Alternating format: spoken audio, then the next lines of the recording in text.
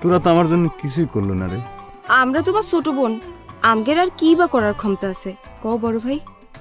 এই যে শিক্ষিত মানুষ হয়ে একটা বোকার মতো কথা বলি।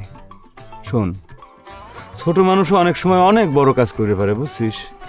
কে গল্পে পড়িস নাই, পুস্তকে পড়িস নাই, এক সিংহ ফাঁদে আটকা পড়ছিল, পরে ছোট্ট একটা দানা ইঁদুর জাল কাটে সেই সিংহ জানে বাঁচাইছিল। তুমি তো শিরম কোনো জালের মধ্যে পড়ো নাই বড় ভাই। আর আমারও তো ইঁদুরের মতো দাঁত নাই যে তোমাকে জাল কেটে বাঁচাবো।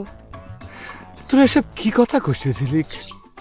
তোরা গ্রামের যারা যুবক নিয়ে সালফল আসিস, তারা যদি আমার জন্য একতা হয়ে একবার বিয়ের কথাটা তুলিস, তাহলে পরে তো আমি জানে বাঁচে যাই রে। কে বইতে পড়িস নেই?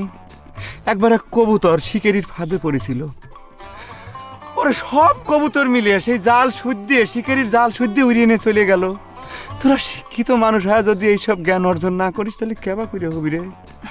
কলাম তো বড় ভাই, বইয়ের গপ্পের সাথে বাস্তবতার কোনো মিল হয় না। আর আমার যতটুকু সাধ্য মনে করো আমি করতেছি। তোমার ছোট ভাই পাশ করানোর জন্য প্রাইভেট পড়াচ্ছি, কিন্তু তোমার জন্য আমার কিছুই করার নাই ভাই। ছোট গেদার ভাগ্যটা কত ভালো, দেখ তোর মতো একটা প্রাইভেট মাস্টার পাইছে। খালি প্রাইভেট মাস্টার করছে কিসের জন্য রে? বউ হিসাবে তো তুই ঠিকই হয়ে আছো।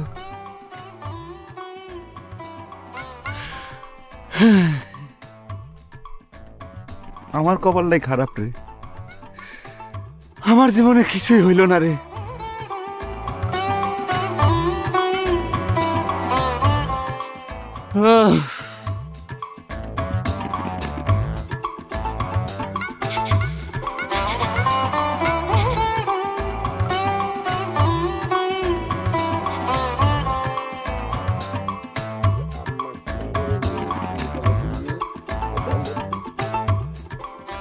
এই যে এই চায়না, তোমাকে পায়ে ভালোই হয়ে গেল।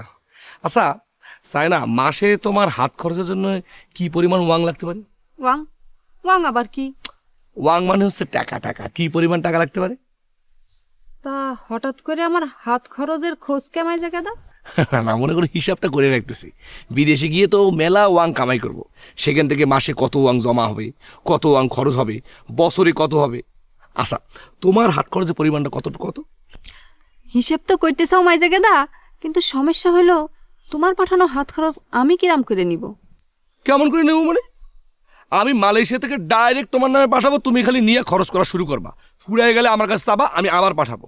মোট কথা হাত খরচ নিয়ে কোনো টান না পড়ে চায় না। সবই তো বুঝলাম, কিন্তু কথা তো সেটা না। কথা হচ্ছে গে তুমি একজন পরপুরুষ, তোমার কাছ থেকে টাকা তো নেওয়া যাবি না।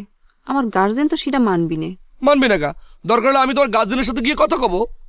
কথা কয়া তো লাভ নাই মাই জায়গা দা, বুদ্ধি একটাই আছে, সেটা হচ্ছে তুমি বিদেশে যাওয়ার আগে যদি আমাকে বিয়ে করে যাও তাহলে আর কোনো সমস্যা থাকবি না। এটা তুমি কি কথা করছো না?